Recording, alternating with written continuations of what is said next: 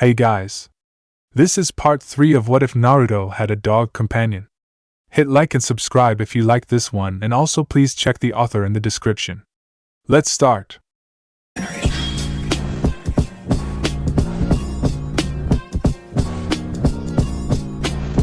Chapter 7, Orange Monster. Guruko breathed in surprise as he gazed at the rundown, but beautiful house before him. The house was past the training ground that sat in the shadow of the mountainside to the left of the Hokage monument. In fact, the house sat just within the borders of Konohagakure, hidden inside the dense forest trees. It was of good size, sturdy material and a unique design, fitted with arched doorways and windows along with a rounded balcony that opened up from the living room quarters. Despite all that, the windows in every room stood dejectedly with cracked and missing glass, and the roof sported many holes and shingles falling to pieces. The paint, a hideous puke green, peeled away in large patches all around the house, and various parts appeared to be in deep need of repair. Naruto landed gracefully on the ground in a crouch from the last branch of a series of trees he'd been traveling by. He gently placed Guruko on the ground as his sight too fell on the building. "Great, isn't it?" Naruto asked quietly, as if afraid his loud voice would destroy the image before them. "It needs a lot of work," Guruko commented dryly. Naruto frowned at the dog in annoyance. "Pessimistic. It does need work, but in a few short months I'm gonna own it," Naruto said as he walked toward the house. Guruko limped behind him with a frown on his face. "Why so far from the village?" Guruko asked. Naruto gave him an "Are you stupid?" look before turning back to the house, to which Guruko grimaced and followed him. Naruto stepped gingerly inside and around the fallen chandelier to stand in the middle of the living room. His eyes wandered the entirety of the place before settling on Guruko. "I asked Gigi to make sure no one buys it before I'm old enough to. You have hold a job, and if you're a shinobi, be of the age of 13, because that's the age that genin begin to take up more high-paying missions and would be able to make the house payments," Naruto explained as he moved around the place. "Then why haven't you moved out yet?" Naruto stopped dead in his tracks and looked at Guruko for a long moment. When he finally spoke, Naruto chose his words suspiciously carefully. "I got behind on some bills and can't do anything until they're paid. I should have it completely paid off in a few short months." For some reason, Guruko found a chill run through him as he remembered the words of the women. "Then you'll be behind in your bills again. That wouldn't be very nice now, would it? Hospital bills, rent, and other things?" she asked softly. Naruto continued to cough, the blood coming without stop, tears of pain unwillingly dripping from the blonde's eyes. Did the women know about Naruto wanting the home? Had she hung Naruto's want to be away from Konoha over his head to get what she wanted, or was something going on that he didn't know about? Why did she want Naruto to come see her? Did Naruto even go? He couldn't remember Naruto ever mentioning that he'd gone. "Naruto, shouldn't the orphan's stipend been enough to pay all your bills and for your supplies?" Guruko asked. Naruto stiffened but continued to walk around the dirty, run-down living room. "A lot of times the stipend wouldn't get to me, and even then it only paid for so much. Plus, I haven't gotten anything since I've become a genin. The boy is old enough to pay for everything himself now," the council had said. Naruto replied as he carefully began uprighting a table that lay on its side. "They wouldn't get to you?" Guruko asked incredulously. Naruto shrugged.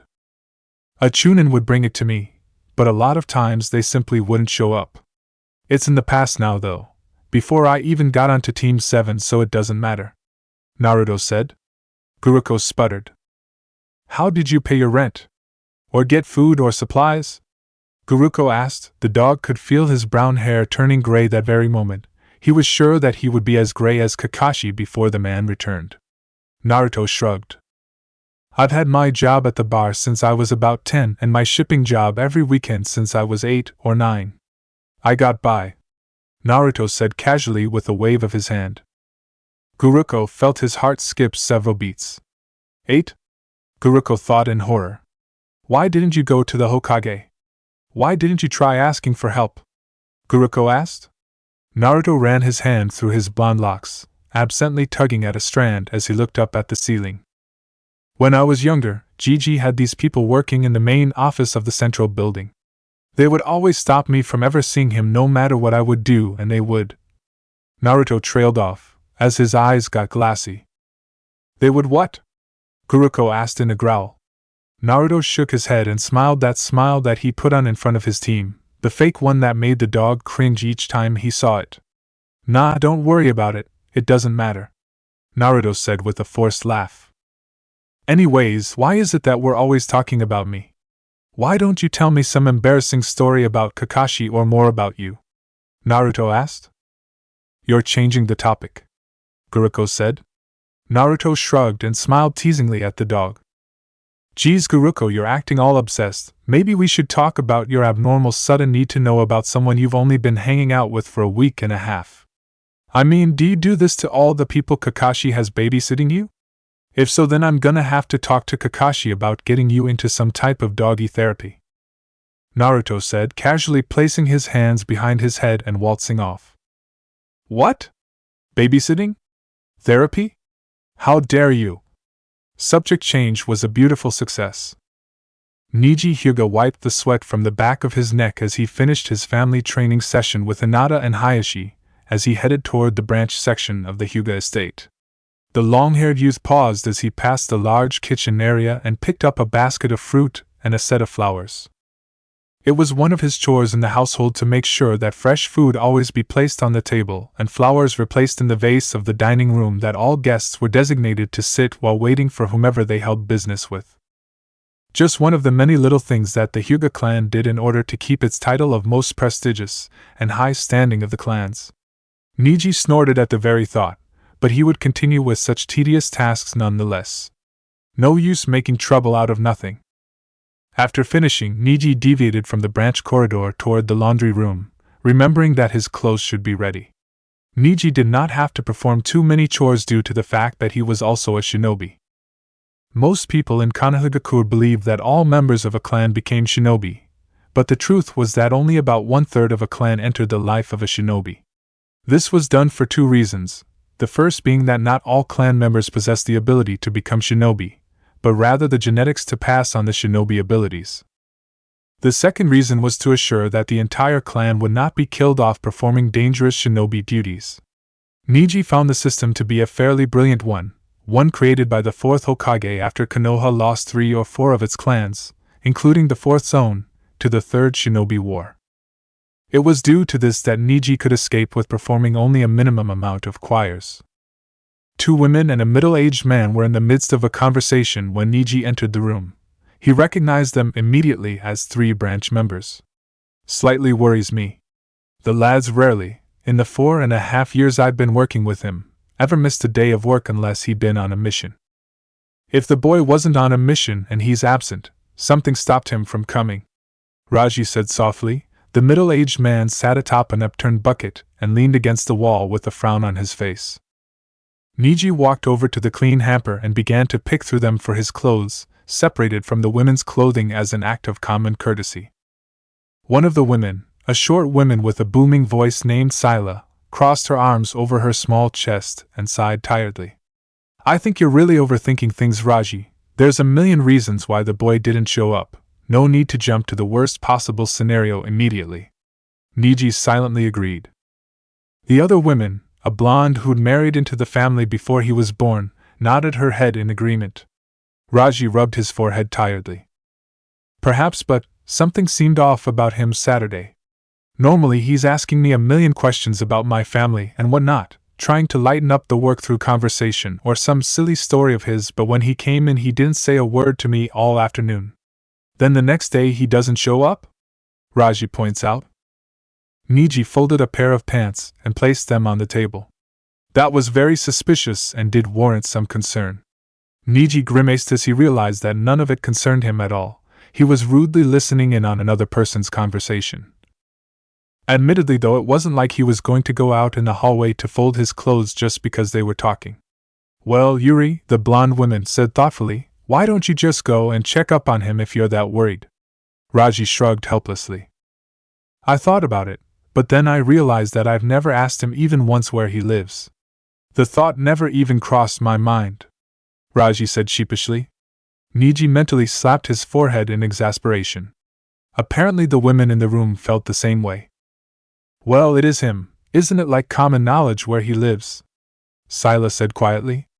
Reggie frowned at the women. Do you know where he lives? Raji replied, his voice a bit clipped with something that Niji couldn't quite peg. Anger? Irritation? When both women shook their heads in the negative, the man left and then stood up to toss another batch of dirty clothes in the washing machine. The blonde woman absently tugged her hair in back of her and wrapped it in a hair bow, a few loose hairs falling to the side as she wrinkled her nose in thought. You know, now that I think about it, if I was in his position I'd do just about anything to make sure no one knows where I live. Neither of the women's companions spoke, but both nodded their heads in agreement, sharing a weary look between them. Now that was curious, Niji thought, but he would not be like some girl who goes snooping around where he doesn't belong. Niji finished up folding the last of his clothes and headed towards the door as the two women also got to work. Raji sighed tiredly as Niji passed him and muttered under his breath, I do hope that Naruto's okay. Niji stopped in his tracks as that name was uttered and immediately turned around to face the man. Niji looked at him in surprise for a few moments before frowning. Naruto. Uzumaki? Niji asked hesitantly. Raji looked up startled, as if he'd not even noticed that Niji was in the room before that moment. The middle-aged man stared down at him, eyes scrutinizing him with fierceness and a severe frown on his features. Yes, Reggie answered after a rather long pause of hesitation. It was well known by every member of the Hyuga clan, as well as all of Konoha, that Naruto beat Niji in the finals, and the man appeared to be debating whether Niji would be angered that a member of clan associated with the boy. Naruto is a comrade I greatly respect. I have no qualms over my defeat by him, Niji said steadily. The man visibly relaxed. Good. Boy's got enough problems without your help anyway, Raji muttered darkly. Niji's frown deepened. What problems? Niji asked with narrowed eyes. Reggie burst into fits of laughter and roughly patted Niji's back. The man was not known for his Hyuga manner, that was for sure. The question is what isn't going wrong in the boy's life, Raji answered, voice filled with anger. Niji gracefully stepped forward, then around the washing machine to distance himself from his relative. Like what? Niji asked sternly.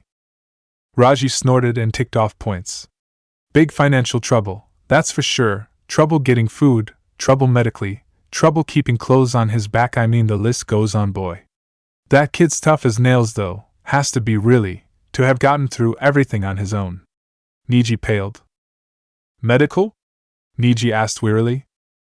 Raji shrugged, his eyes looking sad. The kid's collapsed several times on the job, burning up like you wouldn't believe. Never late, and always gets everything done no matter what, but I'll tell you that it's downright painful watching him. Offered to do his portion of the work a few times, but the kid doesn't trust anyone, won't let no one help him with anything. Niji shook his head disbelievingly. The Chunin exams expanded over 2 months and I never once saw any sign of him being sick, Niji said defiantly. Raji shook his head sadly. That kid doesn't allow anyone to see him sick. You got to know to look for it. I accidentally found him when he was in a lot of pain, and I've been watching him carefully ever since. You simply can't see it unless you're looking for it. Not only that, but when I accidentally caught him it was because my right eye activated in response to a falling crate coming towards me. Unlike you, my eyes only react when there's danger, which is why I'm useless as a shinobi to this family, Raji said quietly. As the man moved across the room with a stack of clean clothes, Raji's leg joints cracked. The man grunted in discomfort before turning back to Niji. The young Hyuga stood there in the doorway, deeply troubled by the man's revelation and unsure of what to do. You should know something about that boy. He's got a good heart and doesn't like seeing other people hurting. He'd do anything to help someone in need, but you got to be careful about ones like him, Raji warned quietly. Niji blinked, confused by what the man meant, which Raji noted with a nod. No matter how much pain they're in, they'll keep it to themselves. People like him care about everyone around them to the point that they would do anything to help them, but won't accept help themselves. They want to carry all their burdens by themselves just so the people they care about won't have to worry. The self-sacrificial ones. When they got to the apartment, Naruto swore Guruko to secrecy before pulling a piece of the floor up, the small plank of wood easily moved to the side. Naruto then pulled out a large, black, metal box. Guruko sniffed it and sneezed. Old and smelly, Guruko thought as he scrunched his nose. That's when Naruto lifted the lid.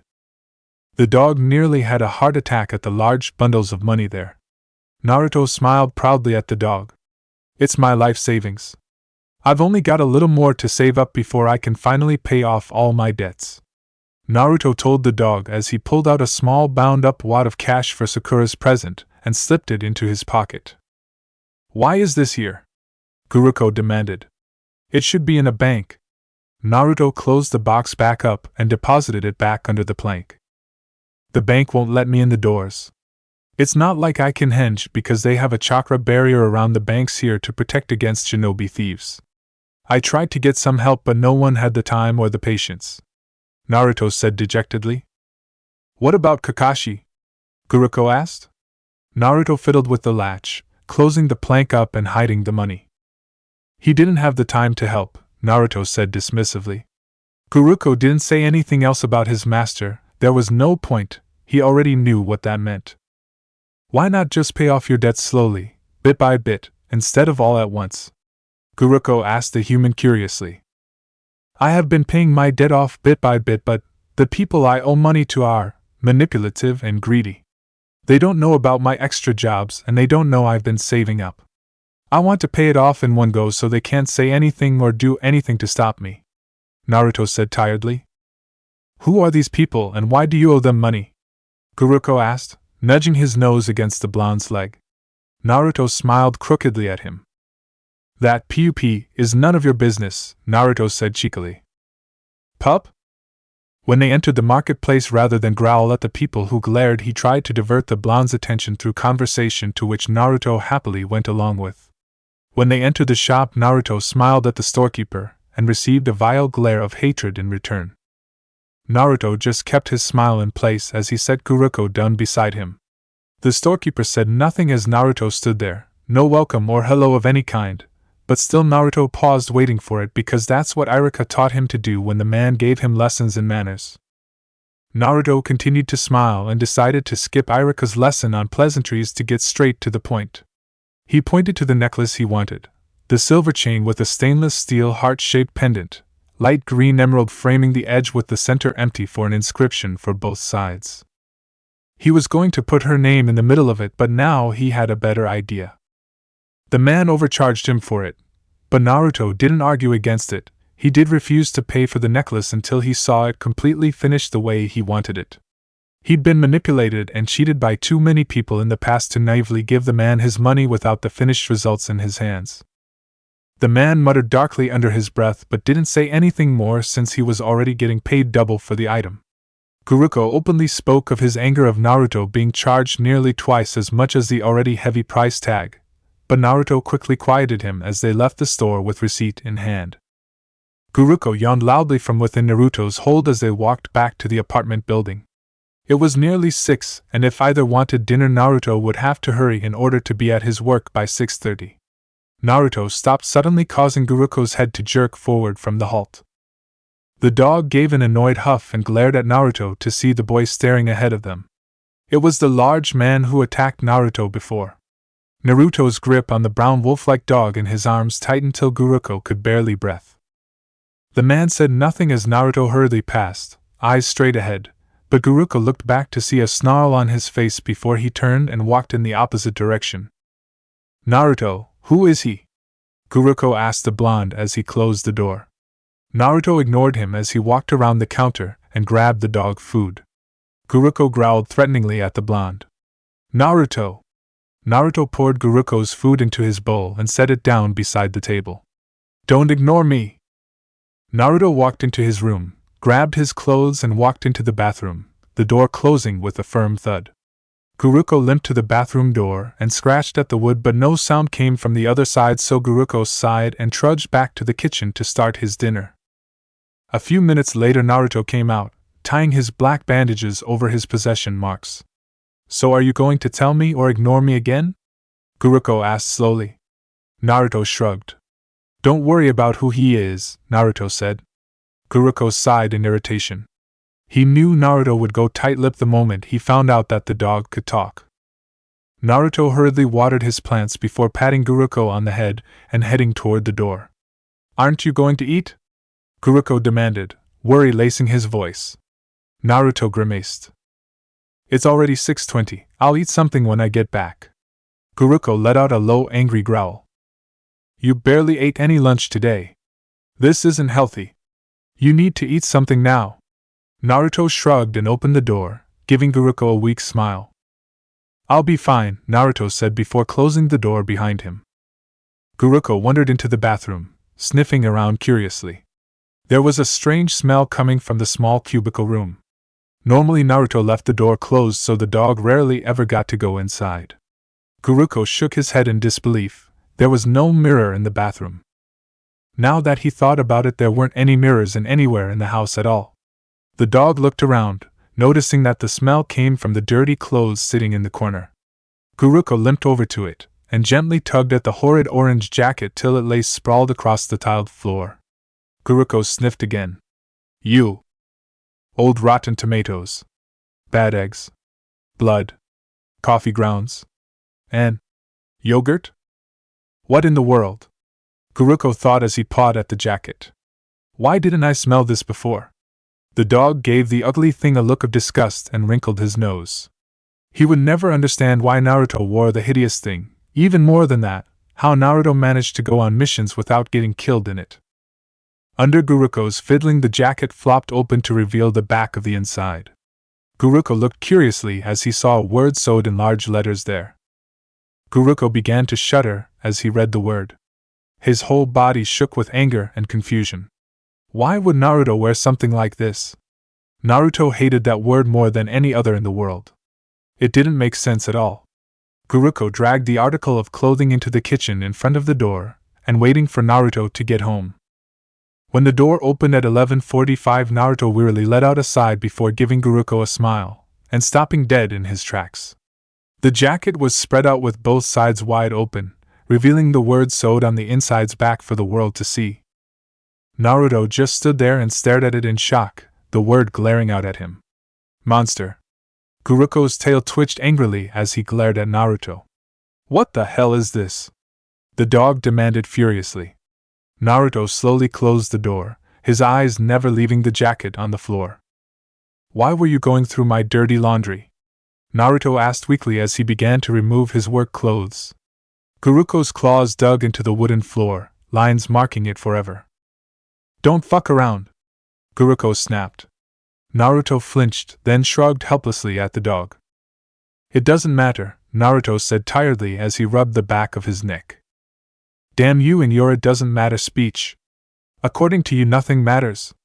It doesn't matter that someone hurt you. It doesn't matter that you hardly have any food in the house. It doesn't matter that you're not allowed to go anywhere because of the people of this village. It doesn't matter that you were fucking raped.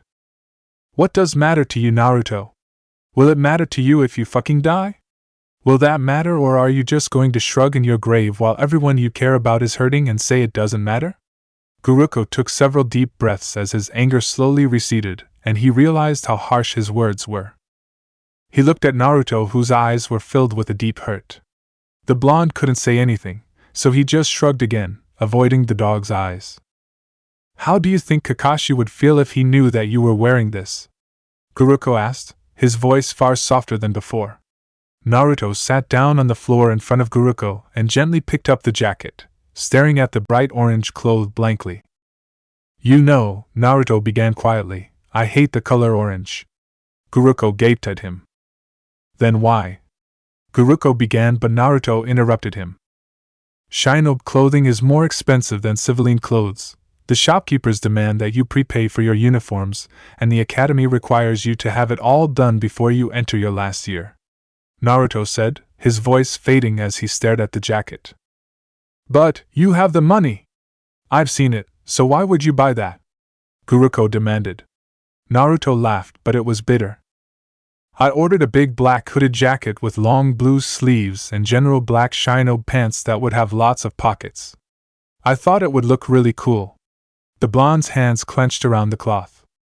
"I paid a lot of money for it, put a lot of thought into what I wanted. When I opened the box and pulled this out, Naruto paused for a long moment, taking a deep breath to steady himself. The shopkeeper purposely designed it to look like a clown's clothes. He looked me straight in the eyes and told me he hoped it would kill me on a mission, that an enemy Nin would find me an easy target. I was so angry. I threw the box at him, we argued, yelled. I demanded my money back and he wouldn't give it to me. Showed me the paperwork in my own handwriting with all the orders there, and said there was nothing I could do. I don't know how he changed what I wrote, and I still don't know how he did it. I left the shop, took the clothes with me. I didn't want him using the material for someone else's order. Naruto's hands loosened and the jacket fell onto the blonde's lap. I tried going to other shops, but most wouldn't let me in or overcharged me so much that I couldn't afford it, and I didn't want to go through that again. Getting the shinobi clothing was a big grade in the academy for our 4th year. The time came that I either had to wear the clothes I bought or failed the grade, and I couldn't afford having the grade failed. Naruto's voice cracked. I didn't even know about the word until I went to put it on. I've been called a monster since I can remember.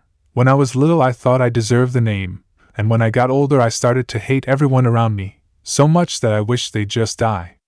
Naruto's hands shook and the blonde refused to look at the dog that stared back at him in silence. I didn't want to let the man know he won, so I pretended I loved it and walked into class like it was the coolest thing in the world. They all had a good laugh at me. Iruka was so angry and lectured me about it after class. I blew him off, telling him it was the greatest color in the world. He told me I was an idiot and that it would get me killed. That was one of the only times in the academy that I truly wanted to just break down and cry. Naruto said quietly. Guruko didn't know what to say or do, he just stood there in unbelieving shock. Naruto dragged himself to his feet, leaving the jacket behind, and headed to bed without another word. When Guruko finally willed himself into the bedroom, it was to find that Naruto was already fast asleep.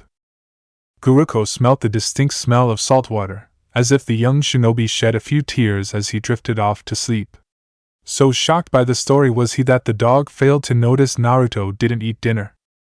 Tsunade-sama. Izumo bowed respectfully before the dark blonde-haired women before him, a weary look on his face as the morning rays shifted steadily through the window. The argument between herself and the Jinchuriki the day before had left the women in a foul mood that no sane human being would willingly tread through. It took all day and through the night for Shizen to get a handle on the female Hokage, and only after a heavy dose of alcohol. Whoever it was who dared to lay a hand on the boy would be shoved through a peephole into the 7 levels of hell and then down to the 8th level where, Izumo imagined, there would be tiny little replicas of Tsunade with evil grins on their faces.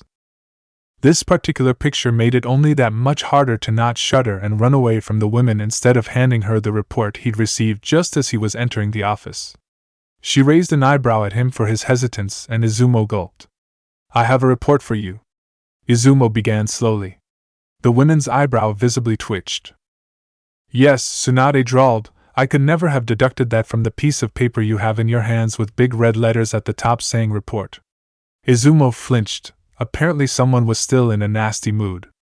Izumo straightened and took a deep, deep breath. It's a report from a civilian about an incident that occurred yesterday afternoon.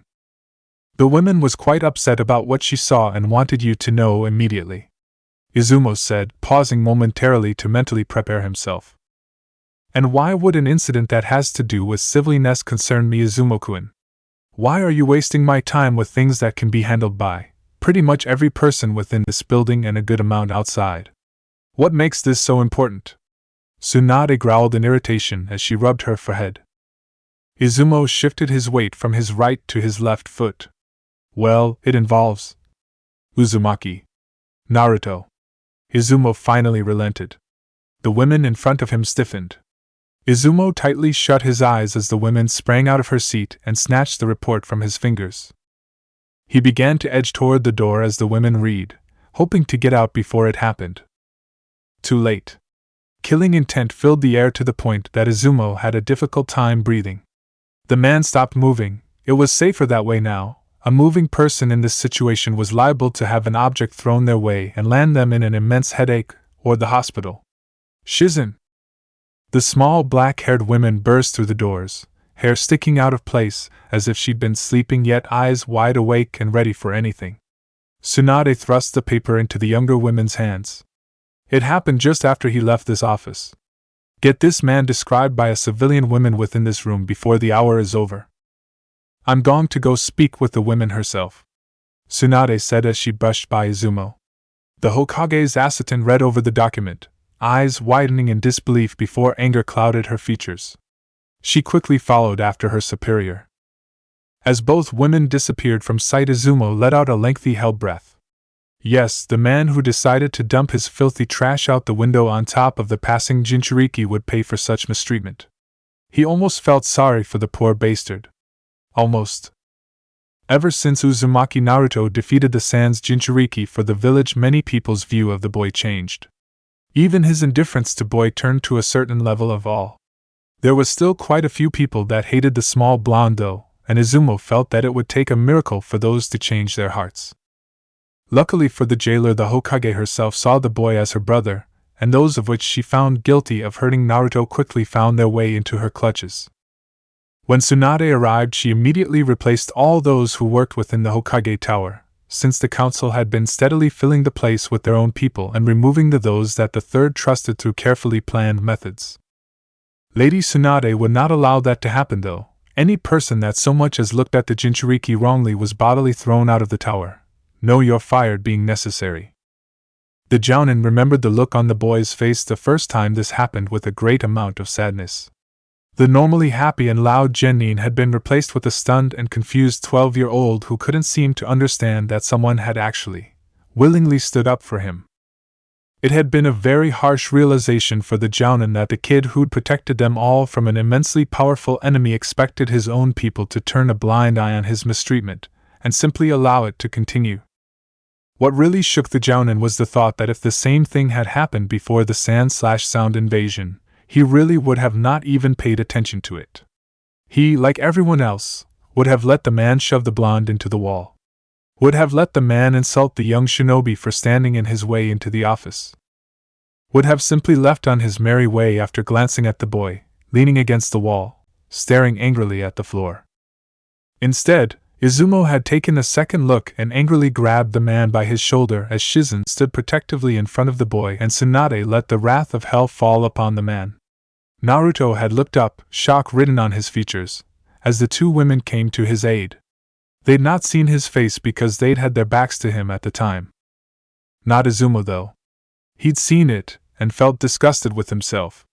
How many times, he wondered, had similar instances taken place, and no one done anything? They'd been allowing such horrible treatment for the entirety of the boy's 12, now 13, years of life to take place. It had been so natural to just completely ignore the boy's existence for so long, to not even notice when something wrong was taking place. Izumo took a breather just outside the office on one of the benches as he thought about the argument yesterday between the young shinobi and Hokage. He, Kotetsu, and Shizen had been studiously performing their duties of paperwork while the shouting had been going on, certainly not purposefully listening in on the conversation at the edge of the door like some silly academy children would do. The two blondes had merely been talking very loudly. Izumo frowned. From what he gathered, the Jinchuriki had been hiding the fact that he got sick a lot, and someone had hurt him pretty bad. Tsunade-sama wanted to enter him into the hospital immediately, but the short preteen had stubbornly argued against it, saying that he was healed from the attack already. When the women insisted that they needed to find out why he was always sick, Naruto began claiming that the third knew about it, and that it was no big deal, just something he had to deal with. Tsunade demanded to know what it was, and Naruto had called upon his rights as a citizen of Konoha to keep his private life private. It was valid. The boy's guardian had been the third Hokage, and since the man had died and Naruto had been within the shinobi ranks before his death, Naruto held the right of privacy as long as the sickness did not interfere with his shinobi duties. Currently, there was absolutely no evidence to prove that there was any effects on his everyday duties, so Tsunade could not forcibly bring him into a hospital without breaking some major laws. Not only that, but since Naruto was a shinobi, then he had the right, as an underage shinobi of 13, to choose whether a new guardian would be assigned to him or not. Naruto had chosen not to have one and thus was completely in control of whether he had to go to the hospital or not. Izumo would admit that the kid certainly knew about the law, something that would come in handy if he did one day become Hokage. Hell, it was useful for Chunin. There certainly weren't a lot of new Chunin who could work in the Hokage Tower, but Izumo would say Naruto would definitely be ready the moment he made the rank. If Naruto had been ignorant to it, then Tsunade could have simply bluffed the right to bring him in and Naruto would not have been the wiser. They'd argued back and forth for quite a while, but Tsunade-sama never managed to get Naruto to tell her anything else. Both she and Shizen had begun searching through the Third's records for any information on Naruto, but as of yet had not discovered anything to do with an illness or much else. Naruto's records were S-ranked after all. Izumo sighed tiredly. That wasn't to say there wasn't any information about it, only that there was a vast amount of information to go through. Since no one had been able to talk to the Third and ask him where everything was and everyone who'd worked in the building beforehand was now fired, it left Tsunade with a great deal of unsorted work. Izumo felt a bad foreboding about all of this. Until recently he'd not thought that the small boy's treatment had been that bad. Then he'd started to pay attention instead of his previous indifference. Just small things here and there that didn't seem right when Naruto would visit the Hokage, which he often did for numerous reasons. The unsure and weary look the boy got when he merely waved to him with a smile. The tiny flinch if he got a little too close. The utter surprise when he would ask the boy how he was and what he was up to. And the look. Every now and then Izumo would find himself being stared at with a look. Icy blue eyes watching carefully, analyzing his every move for something, anything that appeared threatening. Izumo shuddered. How would it feel to have grown up constantly wondering if the people around you were trustworthy? If you had to consider every person around you before you even spoke? If everyone around you hated you enough to wish for your death? Izumo knew he'd not have made it, and wondered each time he saw the blonde how he managed it. Kotetsu, the coward that he is, stepped around the corner and gingerly took a seat beside him.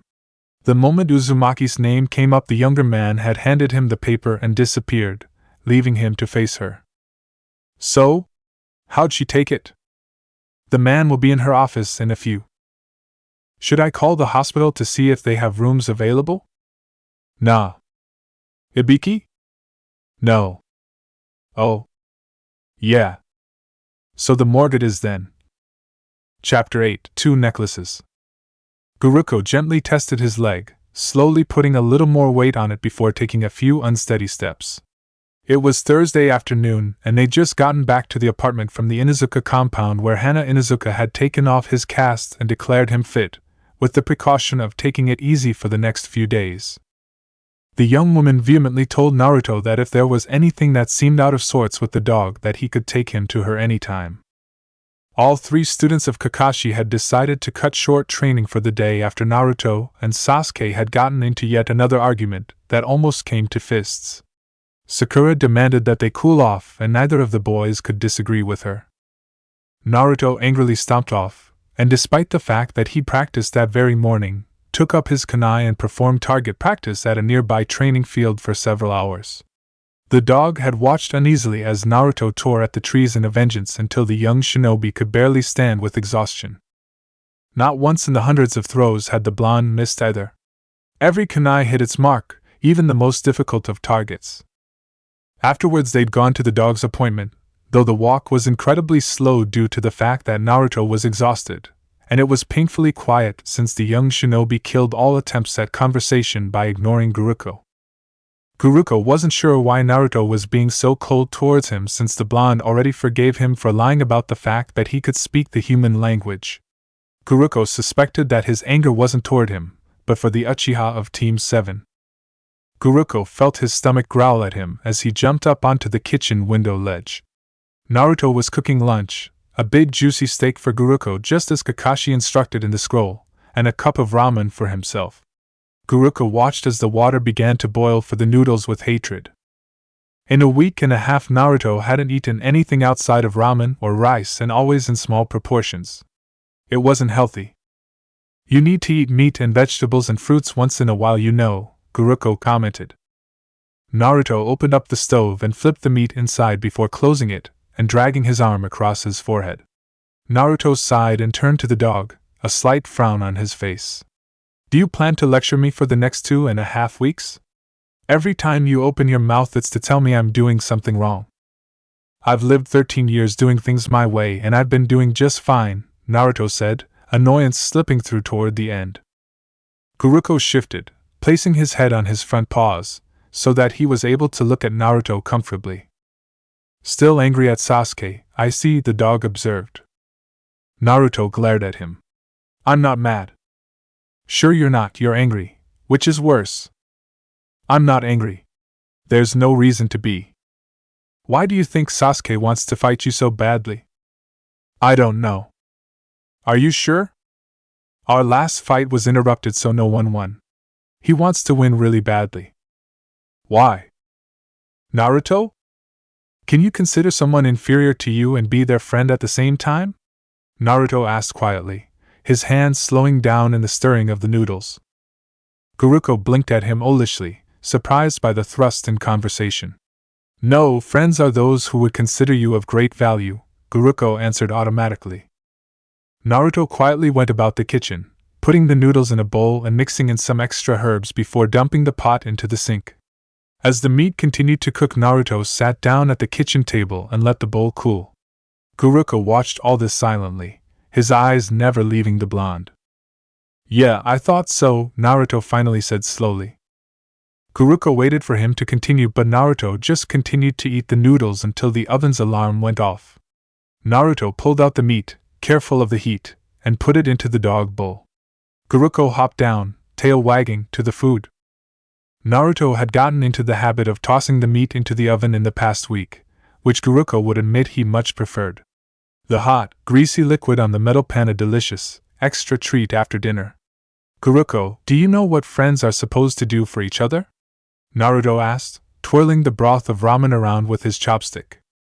Guruko licked his lips and yawned. Friends are supposed to be there for you in tough times, laugh with you in good times, Guruko said thoughtfully. Naruto stopped moving the chopsticks and just stared into the now cold liquid. What's the difference between comrades and friends? Naruto asked. Guruko turned around from his food and examined Naruto, his head tilting to the side. What's with all the questions? Guruko asked in reply. Naruto shrugged, still staring into the bowl. Do you think I'm being naive? About Sasuke and Sakura being my friends? Naruto asked softly. Guruko didn't know what to say to that. He never expected Naruto, of all people, to ask something like that. For the past week and a half, whenever they were in his apartment, it was Sasuke this and Sakura that. Did you see how Sasuke managed to break Sakura's strongest genjutsu without the Sharingan? I don't think I'd be able to do nearly as good. Did you see Sakura dodging Sasuke's attacks today? She's gotten a lot better so fast. When Guruko didn't answer, Naruto sighed and picked up his bowl, pouring out the broth, and began to scrub at the dishes. They're the closest thing I've ever had to a family, you know? I love them all very much, Naruto told the dog beside him. But, to Sasuke and Sakura and Kakashi, I'm just a lousy teammate they got stuck with. Guruko growled at the blonde. That's not true at all. I know that your team cares very much about you, Guruko said loudly, as if saying it in a strong voice could make it real. Sasuke, Sakura and Kakashi have been there for me on missions. Sasuke saved me in Wave and Kakashi came for me when I got captured in Snow Country. Sakura guarded over me when I was knocked out in the Forest of Death. There were so many times I wondered why they didn't just leave me to die. I've wanted desperately to believe that it was because they were my friends, but they think that I'm lower than them, that I'm too stupid and clumsy to get anything right. To them I'm just a burden on the team. I'm someone they have to deal with on missions and training, but someone to be avoided at all costs outside of those two things. I'm a comrade, a fellow shinobi that they feel obligated to protect, because I'm not good enough to do it myself. I think that's the difference between a comrade and a friend. A comrade is someone you work with and protect because you have to. A friend is someone you're with because you want to be with them and protect them because they're precious to you. The quiet after that was suffocating for the dog. He wanted to argue, but the blonde had a point. Sasuke and Sakura acted as if Naruto was a thorn in their side rather than a friend. It had been painful to watch the two treat their teammates so brutally, snapping at the blonde for even the smallest mistake and throwing around harsh insults whenever Naruto took longer than the other two to do something. Naruto really needed friends to be there for him, and all he had was Sasuke and Sakura, who paid so little attention to their teammate that they hadn't a clue about what was going on or even who their teammate really was.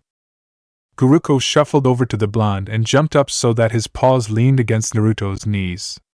The blonde crouched down to eye level with the dog and smiled gently, scratching behind the dog's ear. "I'm here for you, I'm your friend," Guruko said, craning his head and licking Naruto's cheek. The smile turned into a grin. "Thanks for putting up with me," Naruto said teasingly as he stood up and dried the dishes. Guruko nudged Naruto's leg affectionately. "You're no trouble at all," Guruko said sternly. Naruto burst out in a fit of laughter. "I thought I was the one supposed to be watching after you for Kaka-sensei, not the other way around," Naruto said as he finished up the last of the dishes. That night Naruto got sick again. It was 12 o'clock, just a few minutes after Naruto crawled into bed, when the gasps of pain started. Guruko awoke at the end of the bed to see Naruto tightly gripping his pillow with his face shoved into the soft cloth, attempting to muffle himself. Guruko jumped off the bed and tugged a clean washcloth off one of the bathroom racks. The dog dipped the cloth into his water bowl and brought it back into the small bedroom where Naruto was badly shaking, skin burning to the touch. Guruko, as carefully as he could, draped the cloth across Naruto's burning forehead, keeping it there with his nose. Naruto's fist clenched around bed sheets till the knuckles turned white, tears leaking from the corners of his eyes. "Ugh!" Naruto screamed into the pillow, each cry filled with agony. Guruko whined as he heard Naruto's breathing become irregular, taxed with whatever was making him sick. "Ah!" Naruto screamed again, reaching one hand up to grip the place over his heart tightly. "Cough, cough, ugh!" Naruto threw the covers off his body, gently taking the cloth from Guruko and placing it more firmly on his forehead as he lay on his side. Too tired to say anything, Guruko whined louder as he saw the glazed eyes of his friend staring back at him in pain. "Oh!" Naruto closed his eyes and pulled the pillow over his head, muffling the scream halfway through.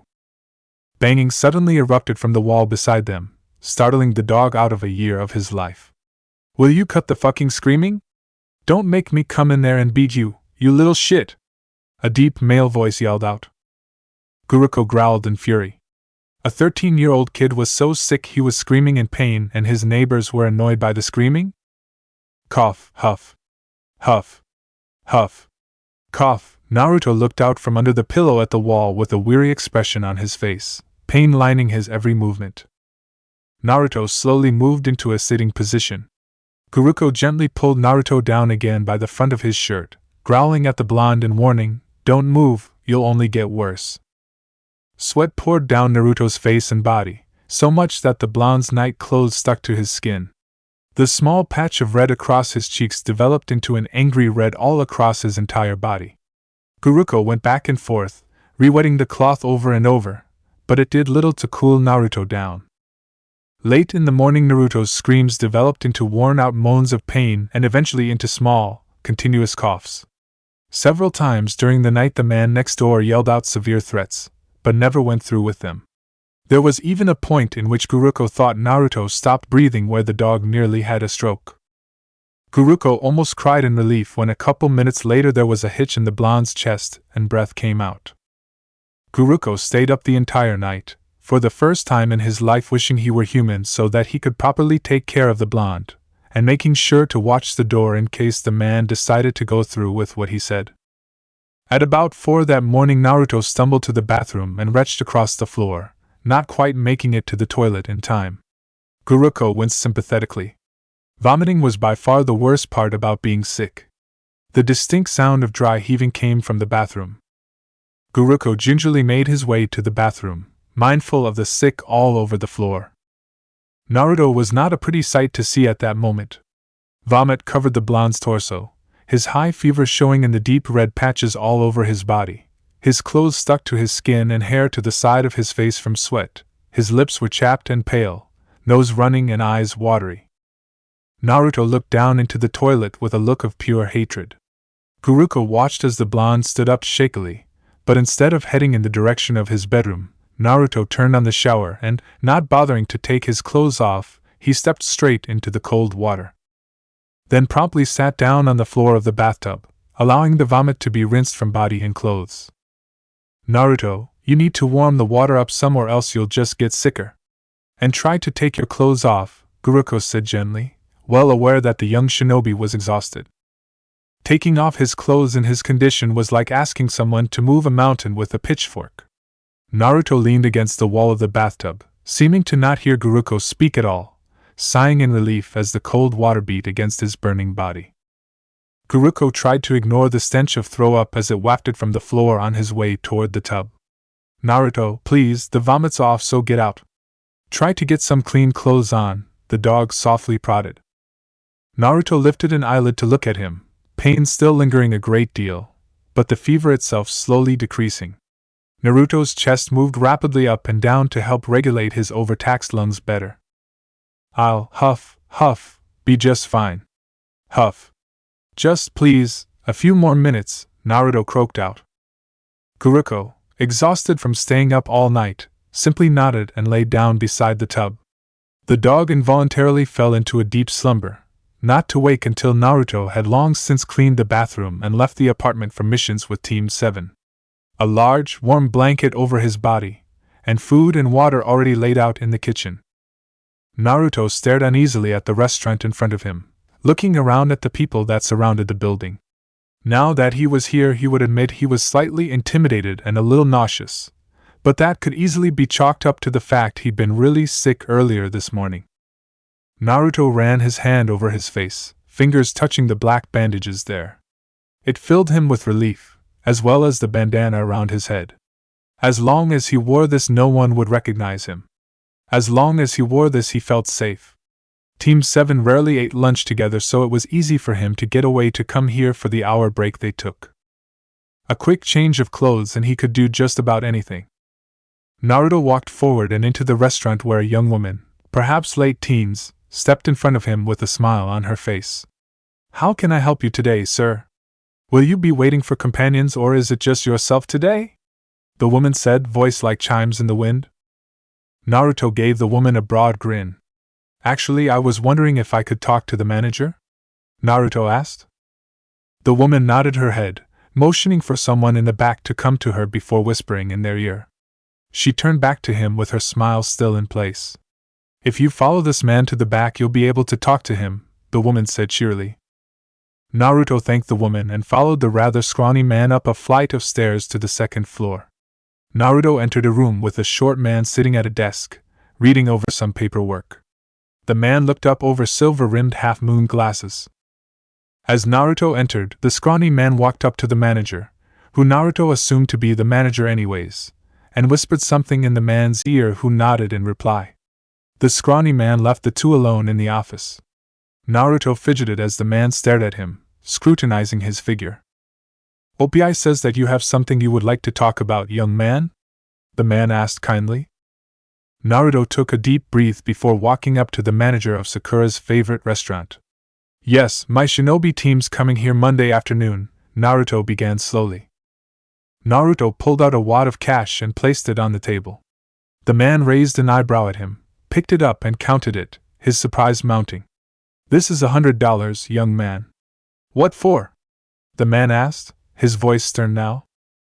My teammate's birthday is Monday. I don't want anything to ruin it, especially not me being there. This money is yours as long as you promise to treat me like any other customer when I come Monday. I'll even pay for a meal on top of the 100 I just gave you, Naruto said quietly. The man stared at him over his glasses, suspicion showing in his eyes as they roamed over the blonde. Who are you exactly? The man asked. Naruto sighed tiredly before reaching up to the bandages and untying them, allowing the black cloth to fall on his shoulders. The man stood up, a disgusted look on his face. You, he hissed. Naruto shrugged wearily. Yeah, me, he answered. The man's fists clenched around the money, looking from it to the blonde and back again. 150, the man said bluntly. Naruto bristled in anger. It's just a lunch meal. I won't be here for more than an hour. Naruto snarled. 150 or you won't eat with your teammates, the manager said. It's her birthday. Naruto snapped. Obviously you don't plan to eat with her on her birthday then, the man replied. Naruto looked at the floor, his anger mounting. The blonde took several deep breaths, trying to rein it in. This was for Sakura. It would take him at least an extra week of work to make up for the money lost, but his teammate was worth it. Naruto let out his breath, digging into his pocket and pulling out $50. Raising it out for the man to grab.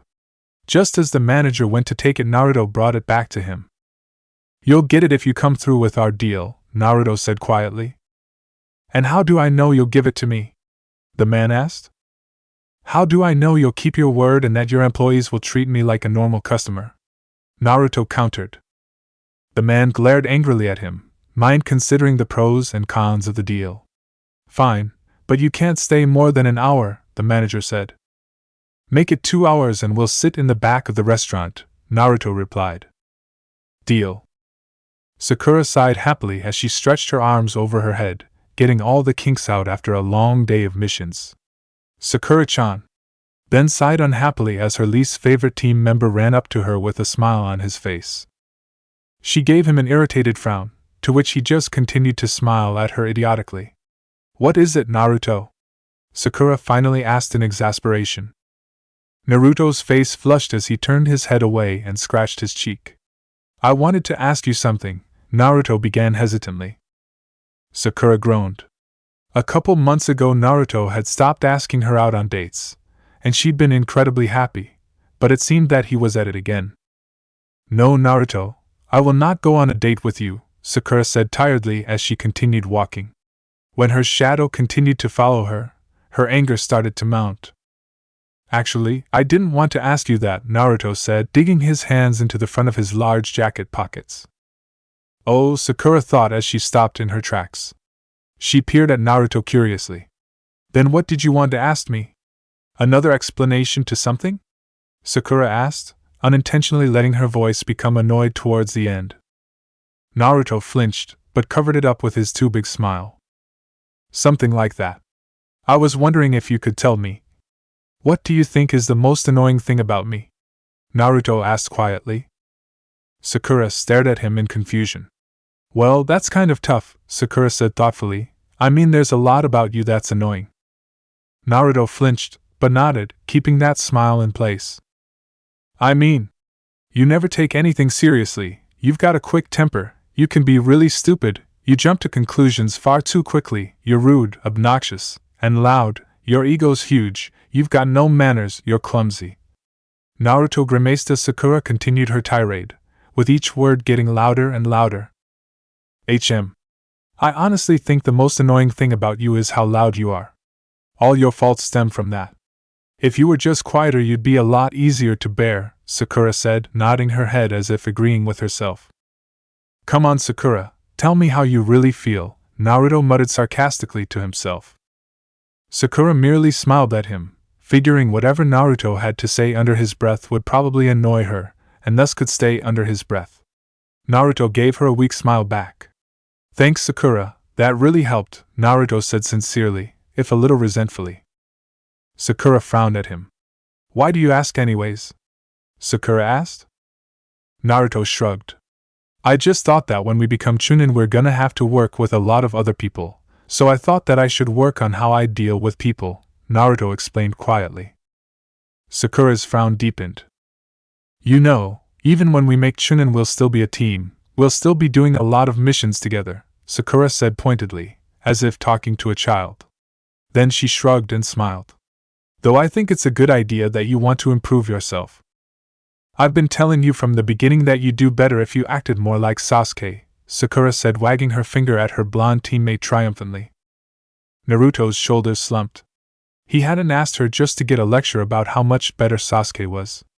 Thanks, Sakura, Naruto said as he began to turn around to head back toward the training ground early. Sakura was about to take off to finish her lunch break when Naruto called out to her. She turned, an annoyed look of exasperation on her face. What now? She demanded crossly. Is there anything at all that? Naruto began asking when a large gust of wind cut between them, stealing the last few words away from him. Naruto looked at Sakura's face and into her eyes, the green orbs glaring at him. Naruto found himself looking at the ground, fidgeting. Never mind, Naruto sighed. Sakura turned around and walked away. The people around walked by, ignoring his presence. Is there anything at all that you do like about me? Naruto asked the empty space that Sakura had occupied. Somehow he knew that Sakura and the empty space would give him the same answer. Guruko was beyond angry, he was infuriated. It was early Monday morning, so early the sun wasn't even up. Saturday, Naruto went to his afternoon shipping job, picked up Sakura's present, stuffed a piece of bread in his mouth for dinner, and went to work at the bar that night. When Naruto walked through the door coming home, he was already sick, barely making it to the bathroom to vomit, and then proceeded to sleep on the cold tile floor, moaning in pain. The same thing happened Sunday night, though Satoshi sent him home early, stating to the pale-faced blonde that if he threw up on the dishes he'd force the Jinchuriki to pay for them all. Every time the dog would try to nudge Naruto into eating something, the blonde would turn green and proceed to vomit stomach acid into the toilet. Eventually Guruko came to the conclusion that it was time to get Tsunade to see the blonde immediately, which led to the event of Guruko becoming infuriated. Apparently Naruto found out how he'd gotten out of the apartment the last time because the window he'd nudged open had a wooden board nailed shut over it. So now the dog was stuck between being angry at the blonde and being worried out of his mind for him. The fevers were dangerous, that was for damn sure, but what really bothered the dog was the pain that Naruto was in. No sickness that Guruko ever witnessed caused someone to be in pure agony like that. It was as if someone was stabbing the blonde all over his body at once. Not to mention, Naruto had been losing weight. A dangerous amount of weight for someone of Naruto's size. When Naruto finally woke up Sunday morning, it was hard even to get the blonde to have the tea he usually drank in the morning. For dinner he'd eaten a bowl of white rice, but when he got sick again he'd just thrown it back up. Guruko could see the gentle curve of Naruto's ribs now. Naruto moaned softly beside him, shoving his head into the nook of his arms as the dog watched him forlornly, carefully pulling the covers further over thin shoulders. At one point he'd pulled Naruto's blanket off the bed and draped it over the blonde sleeping on the bathroom floor. Naruto shivered and turned over, the fever finally having been broken not even 30 minutes beforehand. It was 9 before Naruto opened his eyes and sat up stiffly, dark rings around his eyes and a dazed look on his face. It took several minutes for the blonde's eyes to focus on the pointy-eared dog despite the fact that he sat directly in front of him. "Sorry boy, I don't usually get this bad and almost never this much," Naruto whispered, his voice hoarse from his screams. "What time is it?" he asked, rubbing his forehead and leaning against the wall. "You need to get into bed, not go on missions," Guruko insisted sternly. "It's bad enough you trotted all the way to work last night. What if you'd collapsed on the streets? What if someone attacked you while you're sick? There are a million things that could have happened to you and I wouldn't have been able to do anything because someone locked me up inside this apartment," Guruko lectured. As usual, the blonde ignored him and stiffly walked into the kitchen, using the wall for support. Naruto looked dazedly at the clock on the wall and swore violently. 10 minutes past 9 and he was supposed to meet his team at 8:30. Naruto went about the apartment with as much speed as he could muster, getting ready to head out. "What am I supposed to do if you collapse in the streets?" Guruko asked as his tail twitched in annoyance, aware that the human wasn't going to listen to him. Naruto looked up from slipping on his shinobi sandals and grimaced. "I gotta go, Guruko. It's Sakura's birthday," Naruto said unwavering. Naruto shakily tied the leaf headband around his forehead, tightening it and wincing as his agitated skin met the semi-rough material. Naruto went over to one of the kitchen cabinet shelves and pulled out Sakura's present, safely tucking it away into his jacket pocket. Then they walked out the door and toward the training grounds. "So, how do I look?" Naruto asked teasingly, trying to ignore the glares from all around in the streets. "Like shit," the dog answered truthfully. "Sometimes lying is nicer. And look where it's gotten you. Being truthful usually lands me in even worse situations." "Like what?" Like telling Sakura I liked her when we were 9. How did that land you in a bad situation? She tolerated me before I told her, even smiled at me once. Oh. And when I told Sasuke I thought he was my friend when we were 10. What happened? He called me an imbecile, told me no one would ever want to be friends with someone like me, and slammed the door in my face. You know what the saddest part is? What? Even though they pretty much can't stand me, they're the closest things I've ever had to friends. And then you came around. It's weird. I've never spent so much time with someone and never had anyone who worried about me. It's cruel, really. You'll be gone in a couple of weeks and I'll probably never see you again, Naruto said with a small, bitter smile on his lips. What? Why? Guruko asked, startled. Kaka-sensei, Sakura, Sasuke, they'd be better off without me. When I get to Chunin rank I won't bother them anymore. There are a lot of jobs Chunin are allowed to do solo. Plus I figure I can work in the hospital too. I'll even wear my bandana and bandages so that no one knows it's the Jinchuriki treating them. Since I won't be seeing Kaka-sensei I won't be seeing you, Naruto explained. Naruto. I don't think Kakashi would be happy about that. Plus, even if Kakashi was, I'm going to be staying with you, Guruko said softly. Naruto stopped in the middle of the street, causing those behind him to growl angrily and curse under their breath as they were forced to move around the blonde. Naruto stared down at the dog, disbelief and a tiny flicker of hope within cerulean orbs, but just as quickly the light died out and the blue turned an icy shade of resolve. The young shinobi started to walk again, this time faster toward the training ground. They were nearly there when Naruto finally decided to say something in response. At first Guruko thought he'd heard wrong and so asked Naruto to repeat himself. The blonde refused to so much as look at him. I said no. Why? Guruko asked, the word coming out painfully. I don't have the money or the time to take care of you. I can't continue this little routine of taking you to training. If you got hurt I wouldn't be able to pay your vet bills. I wouldn't be able to get you food every day. Kaka-sensei is paying for that right now. What if I got sick during the day? Who would feed you? Take you out to go? Not to mention that if anyone found out that you live with me, and I mean live, not just me taking care of you for a month, then who knows what would happen. And there are other reasons, just too many reasons to even consider it. Let's not forget that you're part of Kaka-sensei's team. He needs you on missions for tracking. It's already pretty dangerous just going on this mission without 3 of his dogs. Thank you. It was a nice thought, but it's not possible, Naruto said in a strained voice. Guruko solemnly followed the blonde in silence the rest of the way.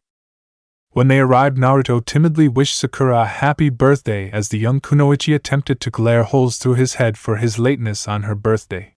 It took forever for lunchtime to come around, but thankfully with every step they took towards Sakura's favorite restaurant the happier she became.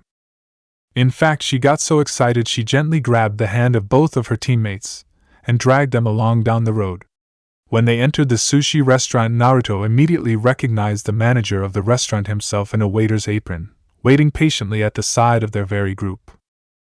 Apparently the man hadn't been able to find a waiter willing to treat him decently, or he wanted to make absolutely sure he got a hold of the second half of the blonde's bribe money.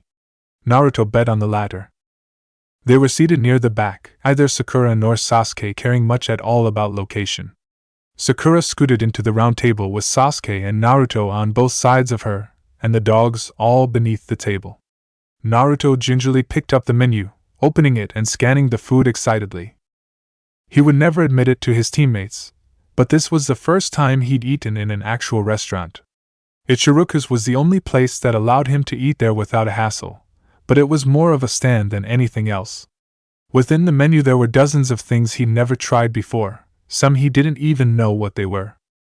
Naruto peered over the plastic menu at the other customers, all happily involved in their food or conversations. Families, friends, coworkers, there wasn't anyone eating alone. Sakura chatted merrily beside him about the party her mom was throwing for her tonight, and how all the rookie 12 were invited. Sasuke, for once, was semi-paying attention to her and nodding now and again. Naruto couldn't help but smile at the tug that was pulling at Sasuke's lips, the look of exasperation clearly on the Uchiha's face at their female teammates' unusual childlike manner. In the end, when they ordered, Naruto was forced to rely on Sakura's opinion of what was good and what wasn't. For once, she didn't reprimand him for not knowing something. He'd gotten the same as her, pasta with some kind of white creamy sauce called Alfredo that she said was good and loaded with shrimp on top. Sasuke went with skewered shrimp with potato and bread on the side. Team 7 talked animatedly to one another throughout the whole meal. Even though tension had been high between Naruto and Sasuke lately, they'd set it aside for their teammates' sake, which she sorely appreciated. In the middle of the meal, a couple entered the restaurant and sat at a booth not too far from theirs. They sat on the same side. The man dressed normally enough, but the woman wore a tightly hugging shirt that showed off a great deal of cleavage and a short skirt with leggings. The moment the pair sat down, the woman moved her hand into an inappropriate place and started to neck him. Apparently the couple came often enough that the manager knew to sit them near the back. Naruto blushed and looked away, taking a rather large bite of his food. Sasuke shook his head in disapproval of the public show, while Sakura snorted in disgust. "What a whore," Sakura snickered. Naruto stiffened, preferring not to say anything. "The least they could do is get a room," Sasuke admitted. "I bet the slut lost her virginity by time she was my age," Sakura said in contempt. Naruto sank lower in his chair, staring a hole into his food. "People like that won't get anywhere in life," Sasuke said, wrinkling his nose as the man began to neck her back. "The slut probably works in some dingy place like a bar or club," Sakura said, laughing lightly. "Oh." Naruto felt like shit at the moment. Sakura raised an eyebrow at him. "What's wrong, Naruto?" the pinkhead asked. "Nothing, just, we don't know her or his story. We shouldn't judge," Naruto said. "If it acts like a slut and it looks like a slut, chances are it's a slut," Sakura said, shrugging. Naruto felt his shoulders droop. "So you guys hate all sluts?" Naruto asked teasingly. "They're worthless, filthy people," Sasuke replied, taking a sip of his drink. "I'd never associate with someone like that," Sakura said sternly. Naruto laughed and nodded his head, inwardly squirming at their harsh words. Would they say that to him if they knew about? Naruto felt sick. It hadn't been his choice. He'd been held down and forced to. He remembered the horrible pain in such vividness it nearly caused him to vomit right there. Skin touching skin? Bloody crescent moons all over. Black and purple flesh in patches everywhere. Tossed. Pushed. Slammed. Rammed. Choked. Body forcefully twisted and bent. There'd never been a chance of escape, but what if they thought differently? If they knew, would they be ashamed to even know him, to talk to him, to even look at him? What if they thought of him as a slut? It wasn't as if it had happened just one time. Any moment that person thought they could get away with it, they would have him pinned down and raped. Was it even considered rape? It wasn't like he was someone important like Sasuke or Sakura. Even if it was forced, was he a slut because he'd been fucked so many times? It hurt him deeply each time it happened, but was he just being dramatic and thinking that it was a big deal? He was an orphan with no finances to speak of, worked as a shinobi during the day and at a bar during the night to make ends meet, for God's sake. Bad things like that happened all the time to people like him, people with no status or family. Would Sasuke or Sakura even care? Boo-hoo, the orphan gets raped here and there, so what? The little attention-grubbing slut probably deserved it. Naruto bitterly laughed at himself. Of course they would think of him as a slut. He couldn't even look in a mirror without feeling filthy and worthless after the first time it happened. How could he expect anyone else to, if they found out, think any differently? Naruto glanced down at Guruko. Kakashi's dog was happily gnawing on a bone under the table, unaware of the conversation going on. The dog knew what happened just the other day. Would he tell anyone about it? The very thought about anyone knowing, especially anyone on his team, about that sent a wave of shame and self-loathing through him. Sasuke and Sakura would be looking at him exactly like they were looking at the couple. They'd be disgusted. Naruto wished desperately that the floor would rise up and swallow him. If they knew, if they ever found out, he would seriously consider killing himself. Somewhere towards the end of their meal something about Sasuke changed though. There was an air of contempt about him that set Naruto on edge.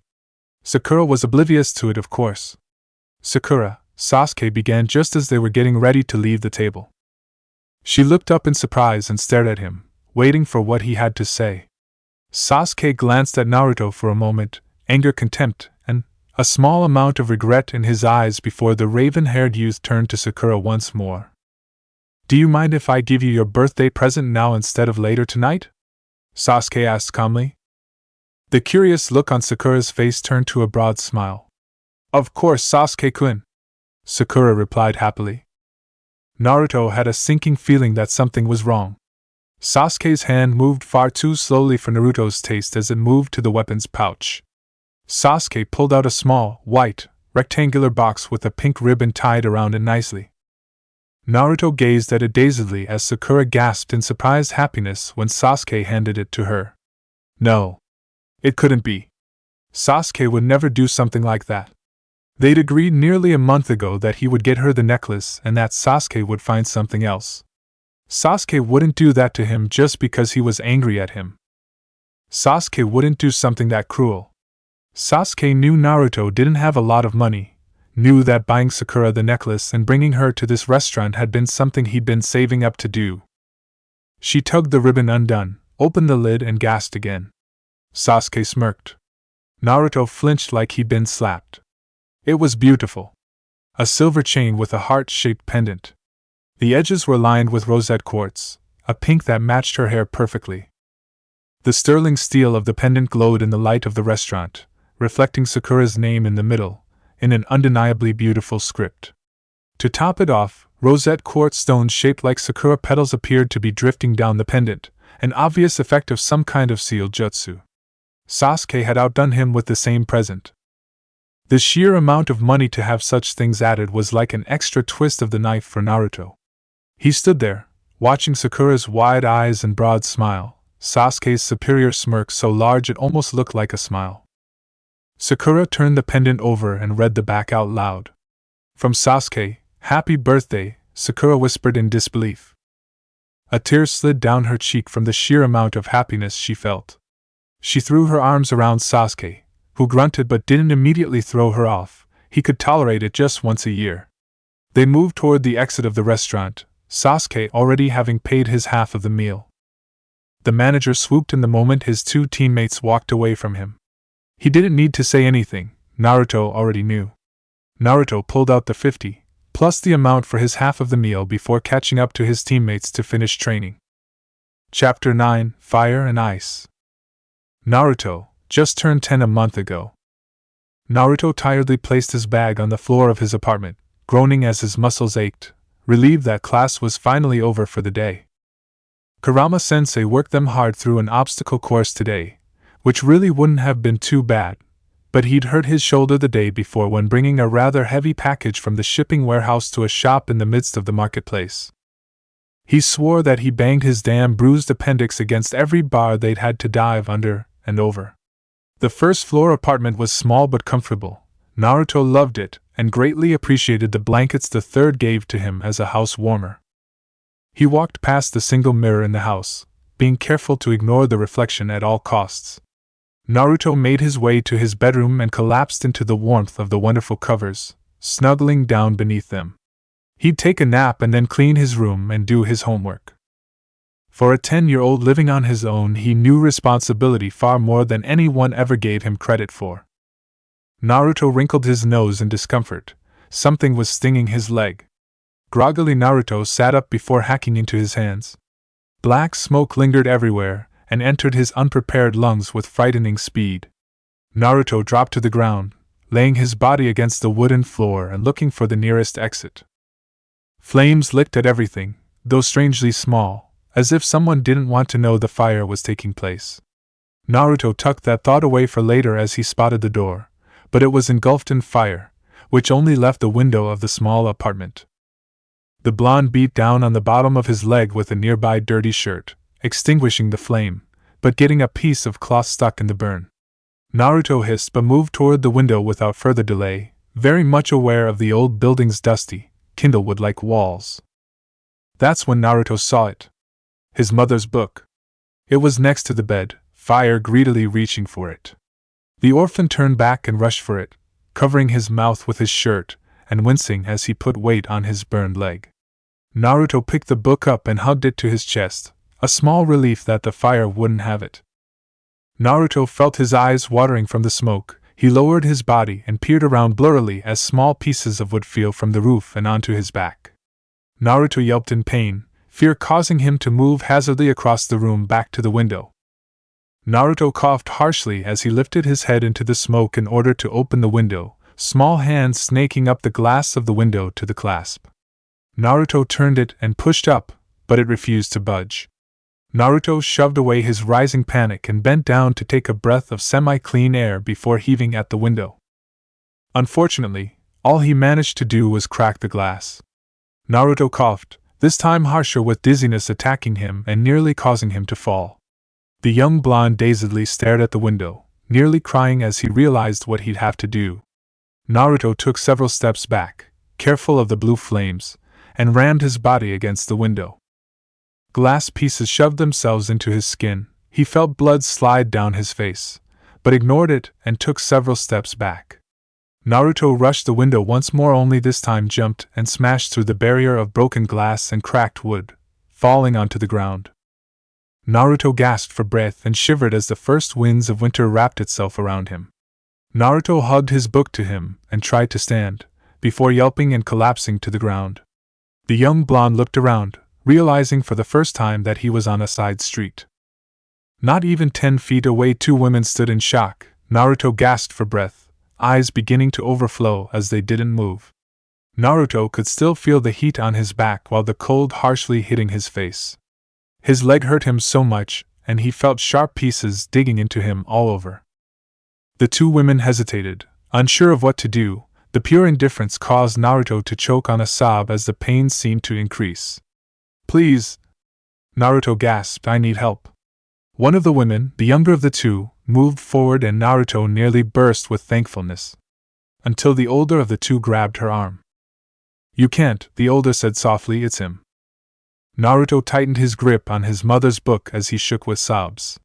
The younger woman glanced at him, and then at her companion. I know, but he's hurt. We can't just leave him, the younger whispered. The older woman shook her head, eyes cold as she eyed the broken child. He probably started it himself. The older woman dragged the younger away hurriedly.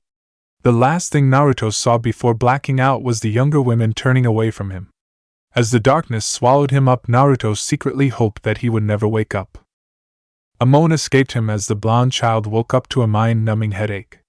Putting his hand to his head, Naruto slowly opened his eyes to find that he was no longer outside but on a couch in an office. His landlord's office, to be exact. Naruto turned his head, eyes searching for a human soul beside his own.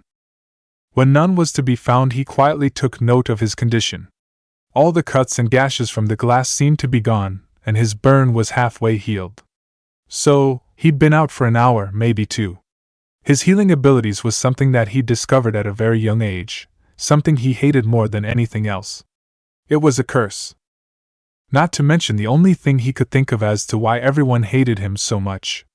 His ability to heal and the scars on his face were the only thing that made him different from the other children after all. Naruto groaned as he pulled himself up. His landowner had not bothered to wrap his leg, which did not surprise the blonde in the least. In fact, he thought it was strange the man even brought him out of the cold. Just as he was about to get up and test his leg out, the door creaked open and a man stepped in. Mosh, a short, chubby man in his early 30s, stood there. A stringy black beard hung a couple inches long, though it did not make up for the loss of hair on top of his head. The man didn't look at him, just went to his large desk and sorted through some papers. Naruto waited, weary of how events would turn out, with the only home he knew was now unlivable. Eventually the man turned icy eyes on him, causing the blonde to shrink in on himself. Do you have anything to say for yourself? Mosh asked slowly. Naruto stared at him blankly. Had he done something wrong? Yes, he'd broken the window. If he hadn't, he would have died, but the man before him could care less about him. That was it. Naruto bent his head forward, trying to hide himself behind his 2 long bangs as the man glared angrily at him. His leg twitched in pain, causing the blonde to bite his lip hard. A tiny trail of blood slipped out of the small cut and into the curve of his lip, but Naruto didn't move to wipe it away. He sat there stiffly. "I'm sorry about the window," Naruto whispered softly. Mosh grew red in the face while his hand tightened on the pencil he held. "Fuck the window! I'm talking about my apartment," the landowner snarled, pointing accusingly at the small blonde. Naruto stared at him in confusion before realization hit him. "I didn't start the fire, sir. Why would I destroy my home?" Naruto asked pointedly but gently. The man had a shorter temper than Naruto himself, and on more than one occasion had hit him hard for any disrespect or protest from him. On a couple occasions he'd even been kicked by the man for one thing or another. When in Mosh's presence it was best to speak softly, tread carefully and leave quickly.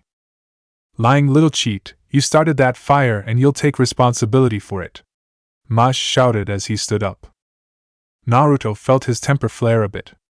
"I told you I didn't start it," Naruto snapped, eyes glaring at the man. Mosh walked around the desk, picking up a piece of paper as he did so. Naruto glared at him, not moving an inch. When Mosh held out the paper for Naruto to take, the blonde turned his head away and brought his knees up to his chest. The landlord bristled in fury, raised his hand and struck the child across the face. An angry red mark lay across all three of his possession marks, but still Naruto just glared back.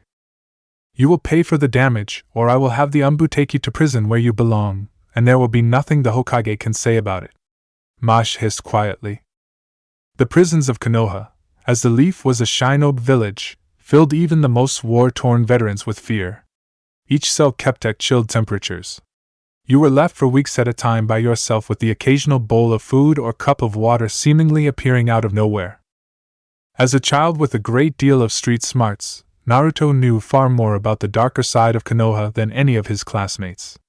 The painfully ignorant children at the academy sat in blissful ignorance to the harsher side that Konoha possessed. He'd even spoken to many who'd been locked up inside the prisons for one thing or another: thievery, assault, handing out alcohol to minors, drug dealers, even those imprisoned for refusing to pay taxes or debts, though they stayed in semi-better conditions. He'd overheard the third talking to the council members a few times in his life. The things they'd said about him had been scary. They'd been in the conference room and Naruto had wanted to ask the old man if he could help him with his reading. He'd heard the old women advisor suggest sending him to imprisonment. Naruto didn't understand many of the things they'd said, but he understood when the women said it would stop any influence he might have on the heirs of the village. She'd wanted to lock him away for talking to the other students in his class, because they might get an idea from him.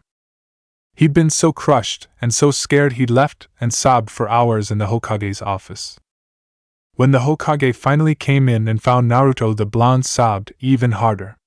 He'd yelled that he would never talk to any of the other kids ever again if he promised never to send him to the prison. Hiruzen Sarutobi stood there stunned for several seconds before the old man allowed a few tears to fall and gently cradled the hysterical child in his arms while he sobbed. Sarutobi told him sternly that he would never allow the council to do that to him, and that he could talk to any of the children that he felt like talking to. What if the council found out about this and blamed him? Would they take advantage of this and send him to prison? Would the Hokage be able to stop them from doing it? He'd heard a couple of the meetings and they'd been vile and manipulative throughout all sessions. Naruto froze, tightening his hold on his knees, but turned to the paper and gently took it out of Mosh's chubby fingers. The man smiled wickedly down at him as Naruto wearily read through the fine print, nearly crying at how much debt he was suddenly in. "One more thing," the man said, smirking. "You're no longer welcome in this apartment complex." Naruto looked up from the paper in shocked horror. "What?" Naruto gasped out, his small hand tightening around the paper enough to crinkle it.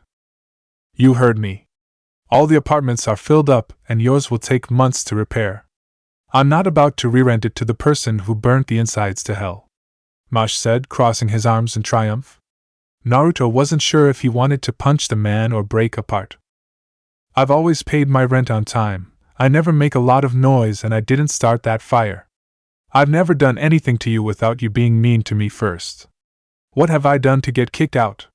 Why do you hate me so much?" Naruto screamed out in frustration and anger, standing up so he could look directly in the man's eyes. This was his only home, the only place that he was safe, until now. Naruto's entire frame shook with fury and hurt as he glared at the man who stared coldly back at him. You really want to know? Mosh asked quietly, voice laced with something the blonde couldn't recognize. Naruto nodded his head stiffly. Mosh bent down so that they were eye level. Fierce angry blue met icy black. The landlord smirked a bit and leaned in closer. It's because you represent death. You were born in this world to be hated and no one will ever love you because you are unlovable. Mosh whispered quietly, hatred and contempt dripping from his tongue. This time the tears did fall. Naruto stared at the man brokenly, unsure how to react, confused and utterly torn apart. Was it true? Was it a lie? That's exactly how everyone looked at him though, as if he was death itself. You can't, the older woman said softly, it's him. Naruto fell to his knees in despair while his landlord only chuckled in mirth. Mosh walked over to his desk and pulled out a book. Naruto's mother's book. Here's your worthless piece of junk, Mosh said as he tossed it to the boy. It landed a few inches in front of the orphan. Naruto carefully picked it up and hugged it to his chest once more. Now get out and don't come back. I'll send someone to find you if you don't send me my money. Naruto dazedly walked around Konoha after trying to see the Hokage with no success. The man at the desk outside the Hokage's office was different from before. The first reserved a small smile just for him, the one now reserved an epitaph of insults the moment he walked through the door. Everything seemed to be going horribly wrong all of a sudden. There was no way he could pay rent and the atrocious bill from Mosh at the same time. It was already difficult enough to pay his rent and get food with the orphan's stipend, and 10 times worse when one of the chunins would accidentally forget to bring it to him every 4th month or so. Naruto tiredly peered at his surroundings, realizing that he'd brought himself to one of the peaceful tracks through the wooded area of the village. There was a bench a little ways ahead that Naruto hurriedly approached before gratefully falling on it with a thud. His burn was almost gone, but that did nothing to stop the searing pain rushing through it at the moment. Naruto noticed that while his healing ability caused all wounds to be physically gone at an astounding rate, the same couldn't be said about the pain. It somehow managed to linger long after the scrapes had closed up and bruises faded away, as if someone thought it was a funny joke to torture him. The sun set an hour ago, but thankfully a street light hung over the bench so the blonde didn't feel entirely vulnerable in the dark night. Naruto closed his eyes tightly and rested his head on his mother's book as the temperature seemed to drop another degree. It was the beginning of winter. It would be snowing in a week or two, and Naruto feared deeply for what would happen to him. It was as he was drifting off to sleep that he heard a strange sound. Footsteps. Coming closer. Naruto forced his eyes open, and to his surprise an exceptionally beautiful woman stood there, eyes peering at him curiously. She was in her mid-20s, with silky black hair that touched her shoulders in just the right way. Her piercing light brown eyes seemed to miss nothing as they looked him over. He didn't like her. He wasn't sure why, but he just didn't like her. There was something that laced around her aura that set him on edge. She sat down next to him and looked up at the sky. So tell me, little one, what are you doing out here at this time of night? She purred gently. Naruto pulled his book to him and his knees to his chest, scooting a little away from her. Nothing, Naruto answered wearily. Why wouldn't she just leave him alone? Couldn't she be bothering someone else? You know, the woman said conversationally, Konoha has been my home for a while now. 14 years in fact. Naruto stared at her, confused. So? Naruto asked bluntly. Why was she talking to him? No one talked to him, and for once in his life he didn't want to talk to anyone either. An odd conversation at that. She smiled. You seem like a boy who'd be interested in hearing about shinobi, but if not. She began to get up. Naruto peered over his knees at her, eyes shining with curiosity. You're a shinobi? Naruto asked softly, curiosity getting the better of him. She smiled again. A kunoichi would be the correct term, the woman said sweetly. She sat down again. Actually, I'll tell you a secret, but you can't tell anyone else, okay? She asked. Naruto wasn't sure what to make of it. Why would you tell me? Naruto asked. She smiled, eyes crinkling as she looked up at the sky. You look like you've been through hell, kid. You look like you could use some cheering up, and all little kids think secrets are cool. You're just like any other little kid, aren't you? She asked innocently enough. Naruto nodded hurriedly, never realizing the woman before him had used his biggest fear and hurt as a means of manipulation. The woman's smile widened as she leaned in a bit. I'm actually a highly regarded Umbu. Naruto's eyes widened. Really? He whispered. Her lips twisted in a smirk. Oh yes. My husband was an Umbu as well, but he retired about 6 months ago when an old friend of his passed away and left him his business. The woman said loftily. An apartment building, she added. Naruto was set on edge again. His smile fell. The instinct telling him something was wrong came back with a vengeance. Even though he's retired, he still holds a great deal of influence in the Umbu. It did leave its scars, though. The woman said. For the first time a frown came across her features. He's such a sweet, sweet man. He would do absolutely anything to make me happy. Naruto stayed quiet. Not sure what to do or what was going on, only the increasingly beat of his heart telling him that it too wanted to get out of here. She turned to him with yet another smile. Child, what do you know about the Umbu? She asked. Naruto tilted his head at her, hesitantly answering, eyes once more scanning the horizon for something. The old man probably. He couldn't think of anyone else who would be willing to help him. But what would he be helping him from? The women hadn't done anything wrong. He didn't understand why he felt like running. Maybe he was just that much of a coward to be afraid of everything. They're the protectors of the village, right? They do a lot of difficult stuff that other people wouldn't want to think about. They do the jobs that nobody else would take. That's what the old man said anyway. Naruto said, blushing. The women smiled again. That is a very good description of them, far better than most your age would have given. The woman said, nodding her head. They take the most difficult missions, and a lot of the times they have to do bad things in order to accomplish a good thing. It's extremely stressful and leaves many Umbu frustrated. She sighed. Naruto frowned at her. Do you feel like that? He asked innocently. Her light brown eyes turned to his blue. He caught something deep inside those orbs of hers that scared him. He wished he hadn't asked. Wished that she would just leave. Oh yes, I feel like that all the time. My relationship with my husband has been strained lately, and something quite dear to me has been lacking. My loving husband, that dear man, is quite clever. We love each other, we both know that, and have no intention of ever leaving one another, but we've decided to find what was lacking in others. Naruto moved further away from the women to the point that he was nearly standing beside the bench instead of sitting on it. He didn't like the way the women said that. He didn't like the way she was looking at him. He didn't like how far away from the village he was. He just plain didn't like the situation he found himself in. Naruto didn't fully understand what she was implying, but he knew it was bad, felt it in every fiber of his being. I'm gonna go now, Naruto said quietly, hating himself for the fear that leaked out of his voice. The beautiful women just continued to smile at him. Child, you need a home, don't you? She asked, still in that sugary sweet voice. Naruto stiffened, eyes watching the women wearily. How do you know that? Naruto asked, taking another step back and searching around him for any soul other than theirs. I have my ways. I own an apartment building and you need a home. It's a pretty little coincidence, isn't it? She asked slyly. Naruto took another step back. I don't have enough money for rent, Naruto said quietly. You don't have to have money. I have another idea for rent. Naruto tried to take another step back, but yelped as he tripped on a root and fell back on his butt.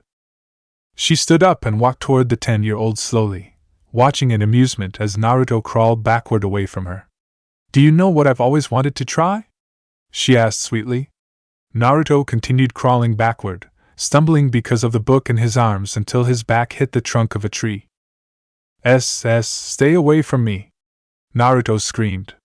She laughed, the soft voice coming out like chimes. Our apartment complex is on Gambit Street with a large, blue sign that says Lamplighters. You can't miss it, the woman said as she kneeled down in front of him. Winter is coming, little Naruto, and no one in Konoha will rent you an apartment. The Hokage, as you'll soon find, will be impossible to reach. Umbu has interesting ties, you see, the woman said as she leaned in close to the terrified blonde. I never gave you my name, Naruto whispered. Everyone in Konoha knows who you are, Naruto, and no one will ever let you forget it either. She placed her hand between his legs and got right up to him, her smile turning into a twisted grin. What I've wanted to try for so long is to fuck a demon. Naruto swung at her, his fist missing her by several inches as the women moved easily out of the way. Naruto stumbled to his feet and took off, running as fast and as far away as possible. Not even a week later the temperatures dropped again, and a light snow powdered Konoha. It would be the calm before the roughest winter in 5 long years hit the city. She tilted her head up, out of her window, into the white sky. A large, blue sign lay above her window with the word Lamplighters along its surface. It had been nearly a month since the first small dust of snow covered Konoha, and she had to admit the village looked beautiful in it. The woman pushed back her dark hair as her eyes greedily drank in the sight, briefly glancing at his street sign that hung loosely from the nail that kept it in the electric pole.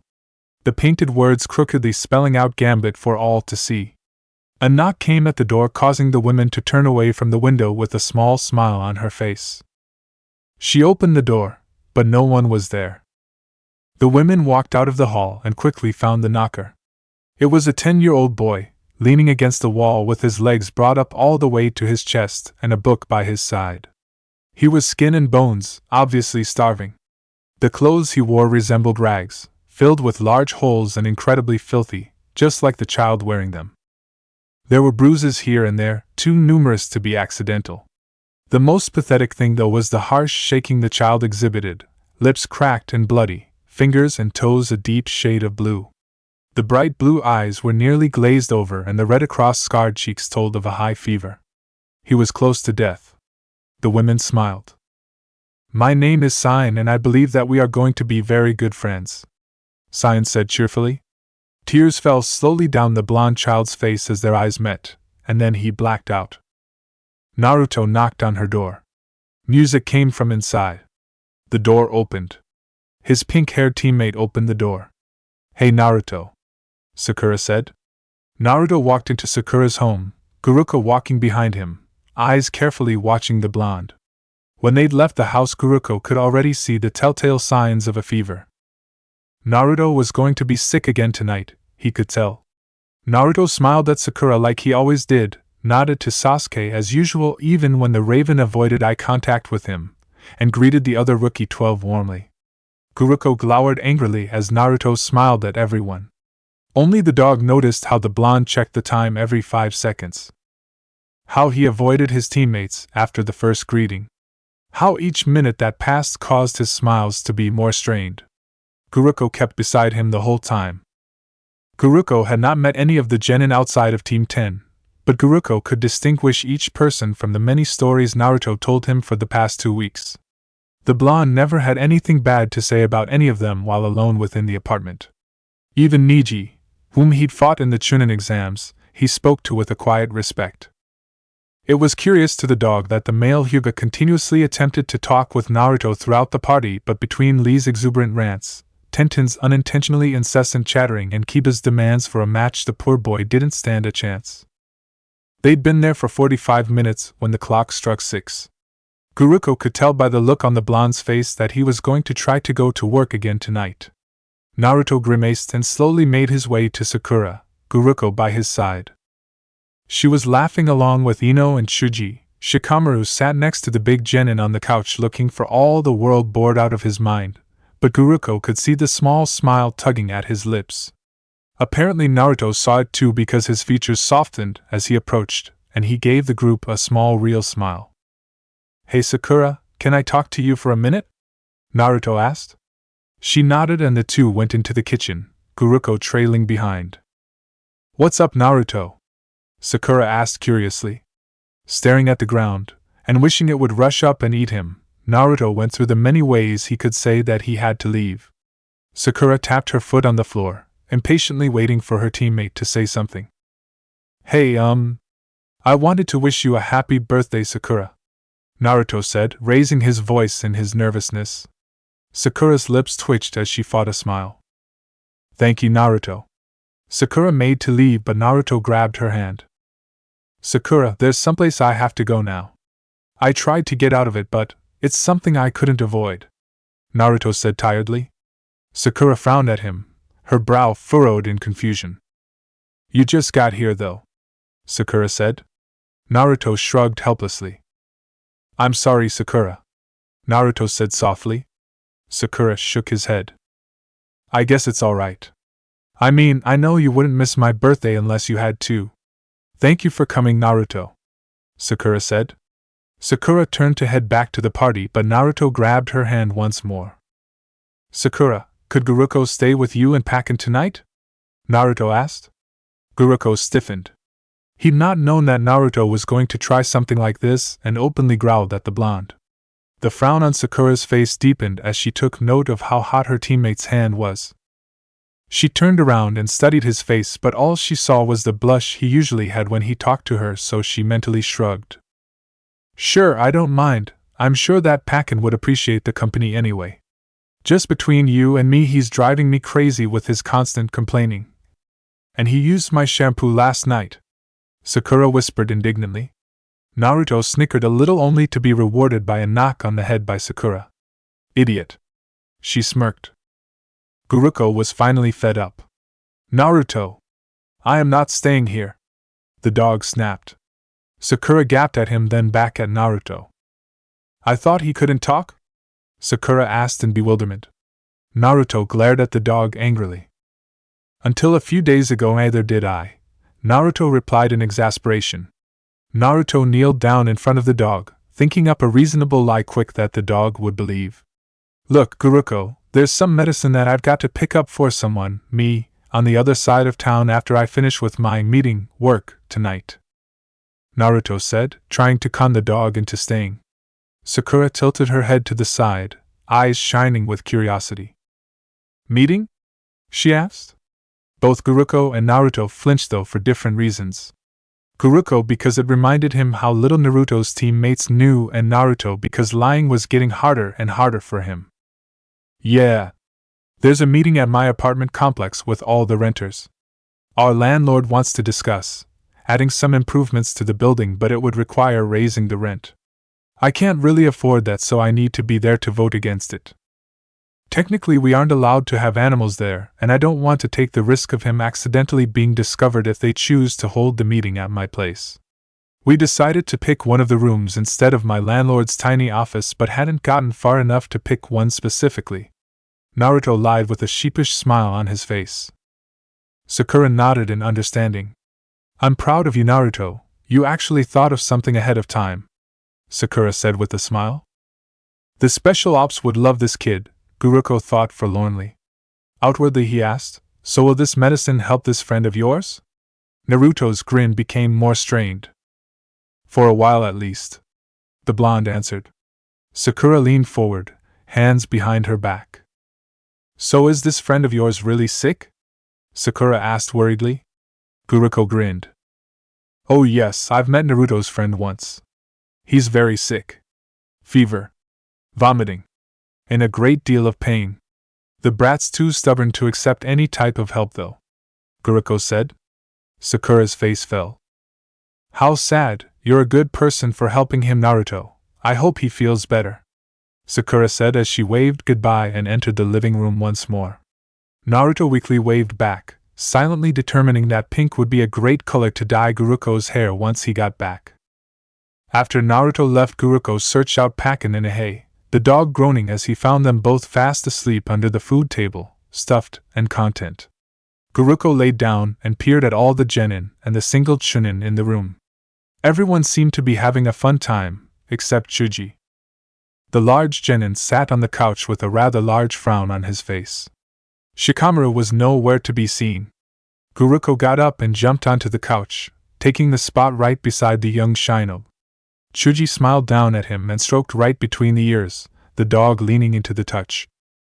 Shikamaru came back a couple minutes later, sitting down and stretching his arms into the air, yawning tiredly. Man, Ino and Sakura seriously can talk a person's ears off. Shikamaru joked, noticing Guruko and patting the dog's back. When Chuji didn't say anything back, Guruko watched Shikamaru look up and peer at his best friend.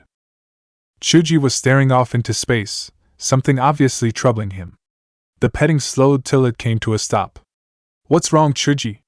Shikamaru asked, giving his friend a contemplative look. Chuji stayed quiet for a while after that. Guruko could feel how tense the large genin beside him was. Shikamaru waited patiently, knowing that when something was really troubling his friend that it was best to let him think it all through before speaking. "It's happening again," Chuji said slowly. Shikamaru stared, surprised at the anger the gentle genin seemed to exhibit. "What's happening?" Shikamaru asked quietly. Chuji shook his head, trying to clear it.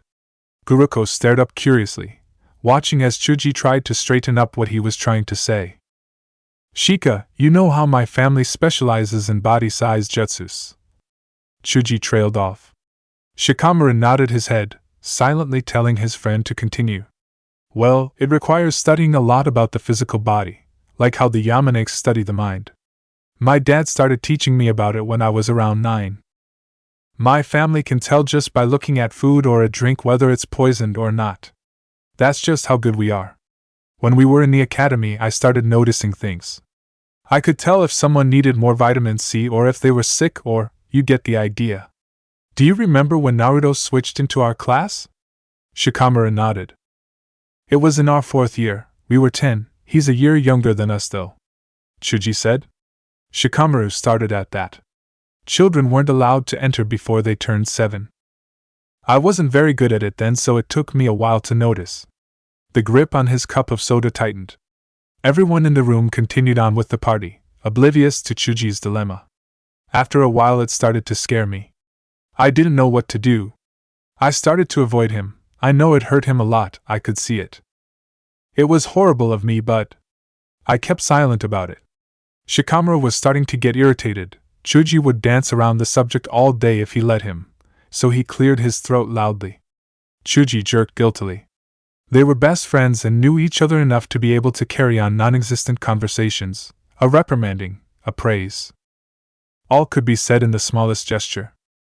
When Naruto first transferred into our class, Iruka's main class, Naruto actually did really well. He was in the top half of the class even when he was slacking off with us. We started talking to him, for a little while we were friends, do you remember?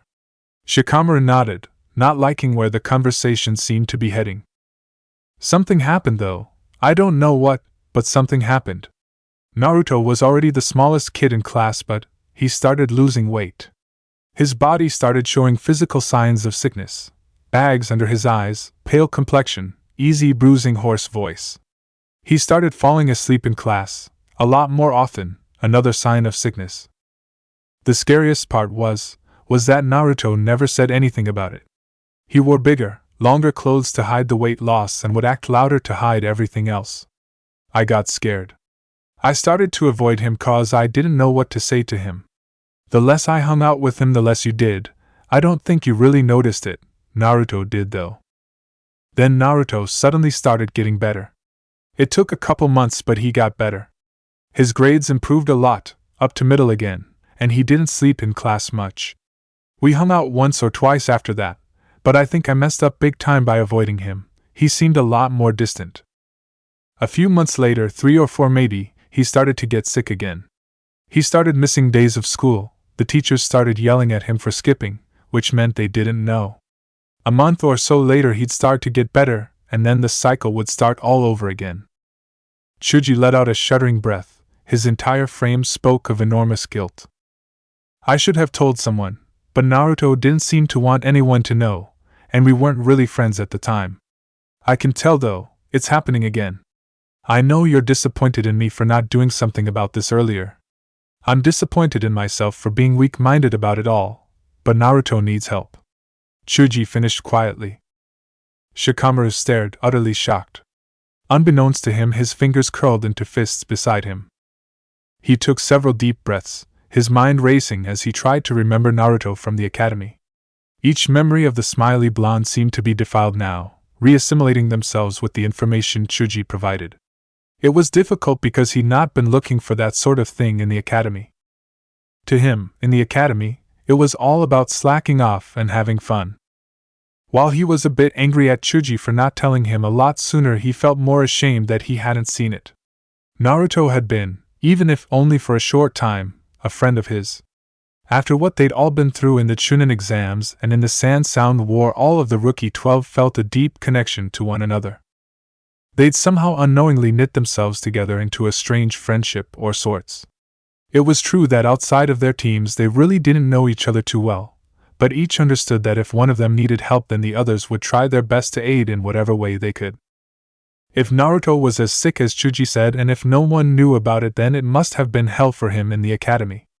Not to mention, Naruto was an orphan who lived on his own. There was no one in the world to help him when he was sick. The thought caused Shikamaru to feel nauseous. Shikamaru finally looked up at Chuji, who peered at his best friend nervously, brow furrowed in concern for their blonde friend. Shikamaru noticed for the first time that the dog between them seemed to be paying rapt attention to the conversation they were having. The dog seemed to be waiting for some kind of response from him. Odd, but this was Kakashi's dog after all. I think we should confront Naruto before we do anything else. As much as I doubt it, he might tell us straight what's wrong, Shikamaru said thoughtfully. Chuji nodded quickly, relieved that Shikamaru got right to the point instead of pointing fingers. The dog snorted at him, causing Shikamaru to look at the dog curiously. Naruto won't tell you anything. He thinks he's got to handle everything on his own, Guruko growled. Shikamaru and Chuji stared. When Naruto stepped out of the apartment, Griswold grunted at him in irritation, evidently not happy with how slow the genin took to get ready. Naruto moved slowly beside him, happy for once that the man was so much bigger than him. It meant he was that much slower. He didn't think he'd been able to move fast tonight without suffering a severe case of dizziness. Like Griswold, all the employees at the bar knew Naruto by name, but the moment he put the bandages on he became referred to as Kid once they entered through the doors of the bar so that no customers would be run off by the name of a demon. Naruto immediately took up an apron and got to work. That's it for part 3. Thank you for watching and see you in the next video.